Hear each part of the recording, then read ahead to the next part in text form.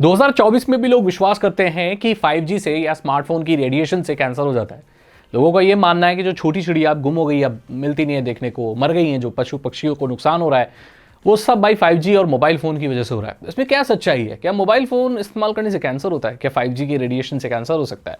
आइए इस चीज़ के बारे में बात करते हैं। सबसे पहले जो रेडिएशन है वो आयोनाइजिंग और नॉन आयोनाइजिंग हो सकती है।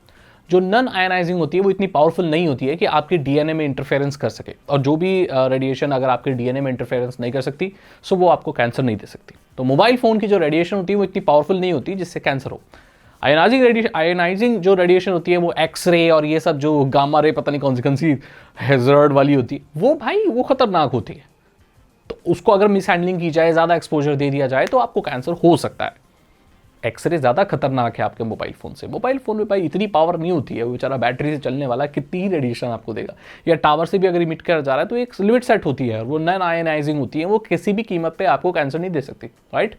लेकिन लोग ये बोलते हैं कि भाई इससे कैंसर हो रहा है, कैंसर हो रहा है, ये हम मर रहे हैं। भाई 10 तरह की लोग तो ऐसी भी गलत चीज़ें फैला रहे हैं कि भाई 5G से कोरोना वायरस फैला है। क्या बात कर रहे हो आप यार?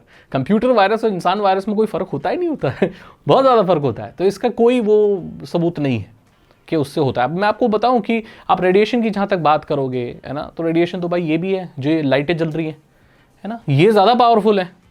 तो क्या हम लाइट में रहना बंद कर दें? आपको पता है जो सूरज की रोशनी आपके स्किन पर पड़ती है उससे एक्चुअली कैंसर का खतरा होता है। तो क्या सूरज में निकलना बंद कर दोगे?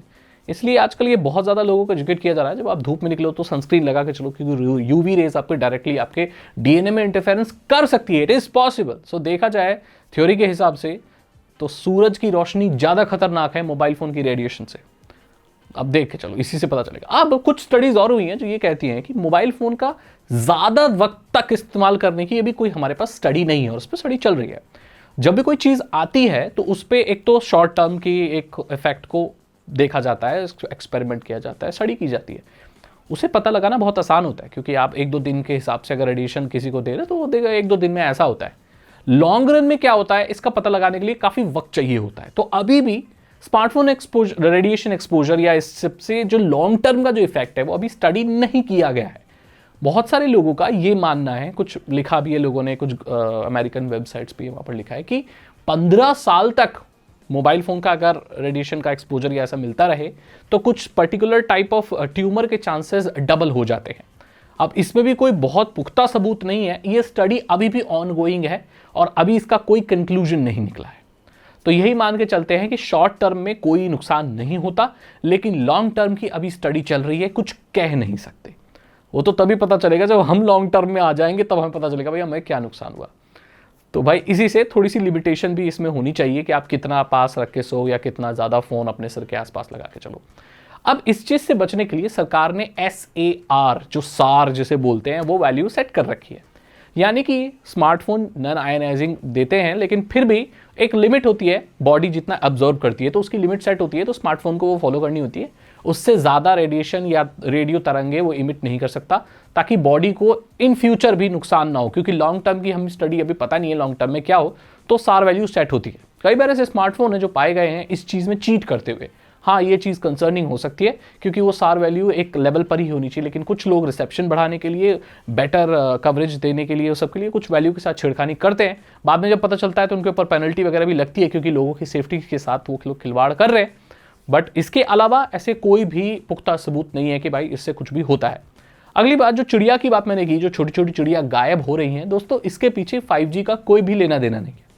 जो चिड़ियाएँ मर रही हैं उसका जो मेन कॉज है वो एक्चुअली एक नहीं है, बहुत सारे हैं। पहला है दोस्तों क्लाइमेट चेंज। आपको पता है आजकल इंडिया में 50 डिग्री पहुंच रहा है, 50, 51, 52 तक पहुंच गया, 52। एक इंसान 53 डिग्री सेल्सियस के ऊपर जाए, नॉर्मल इंसान, और बाहर निकले तो वो मर सकता है, मतलब उसको डेथ हो जाएगी। इसलिए भारत में भी हीट वेव से बहुत सारे लोगों की डेथ हो गई, क्योंकि आप एक सर्टेन टेम्परेचर तक ही झेल सकते हो यार। 53 में आप जा रहे हो, बाहर काम कर रहे हो, तो खत्म समझो ना। फिर इतनी हीट लेने के लिए थोड़ी तो भाई चिड़ियाओं का क्या होगा? भाई उनके पास तो प्रॉपर AC भी नहीं है, वो लोग AC नहीं लगा सकते, तो मरेंगी। चिड़िया मर रही हैं, पक्षी मर रहे हैं, सिर्फ चिड़िया नहीं। क्लाइमेट चेंज हुआ है जिसकी वजह से जो उनका हैबिटेट है वो खत्म हो गया है। अब देखो कितने ही जंगल हैं, लोग ज़्यादा से ज़्यादा क्या कर रहे हैं, हमारे यहाँ पर गाँव में भी अब जो आम के बागान हैं वो सब कट रहे हैं, वहाँ पर सब प्लॉटिंग हो रही है, मतलब प्लॉट बिक रहे हैं, लोग घर बना रहे हैं। तो कॉन्क्रीट की दीवारें खड़ी हो रही हैं, पेड़ बचेंगे ही नहीं, तो चिड़ियाएं कहाँ कॉन्क्रीट में रहेंगी क्या?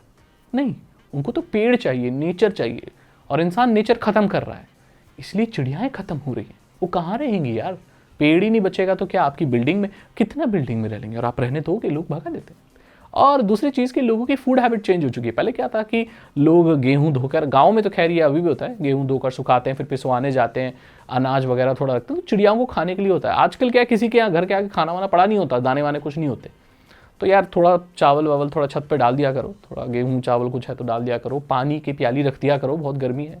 चिड़ियाँ तभी बचाई जा सकती हैं। और ग्रीन हाउस गैसेज हैं, ओजोन में छेद कर रहे हैं, पॉल्यूशन बढ़ा रहे हैं, ऐसी बहुत सारे फैक्टर्स हैं, और सारे मैन मेड हैं ये, जिसकी वजह से चिड़ियाएँ खत्म हो रही हैं। 5G का इसका कोई लेना देना नहीं है। हमारे यहाँ अनाज वगैरह होता है, जो फल सब्जियाँ होती हैं, उसमें पेस्टिसाइड इतना इस्तेमाल होता है, कीटनाशक बोलते हैं जिन्हें, जिससे कीड़े वगैरह नहीं लगते फलों में, तो भाई वो चिड़ियाएँ खा लेती हैं, फिर वो मर जाती हैं, क्योंकि जो पेस्टिसाइड है वो ह्यूमंस के ऊपर टेस्टेड है कि इंसानों को इतना नुकसान नहीं करेगा। चिड़ियाओं के साथ क्या है टेस्टेड है, ये लोग इतना जद्दोजहद करते नहीं है, तो चिड़ियाओं के लिए वो नुकसानदेह हो सकता है। इस कारण से भी चिड़ियाँ खत्म हो रही हैं। ये वजह है चिड़िया के खत्म होने का, ना कि 5G, ना कि ये वगैरह रेडिएशन। तो अब आपको पता चल गया होगा कि मेन कल्प्रिट क्या है। लॉन्गर रन में अभी स्टडी नहीं हुई है, शॉर्ट में हो गई है, उसमें कोई पुख्ता सबूत नहीं मिलते हैं, ठीक है। अगर आपको ये वीडियो अच्छी लगी तो इसे लाइक करें। अगर आप कुछ कहना चाहते हैं मुझसे तो कमेंट सेक्शन में ज़रूर लिखें। अगर आपको वीडियो पसंद आई तो लाइक करें, दोस्तों के साथ शेयर करें। साइबर सिक्योरिटी और इथिकल हैकिंग में इंटरेस्ट है तो डिस्क्रिप्शन चेक करें। 299 रुपीज़ के 3 इथिकल हैकिंग कोर्सेज हैं, आसान भाषा में आपको इथिकल हैकिंग सिखा देंगे। मैं बोलता हूँ आपसे अगली वीडियो में। Thank you so much and good bye.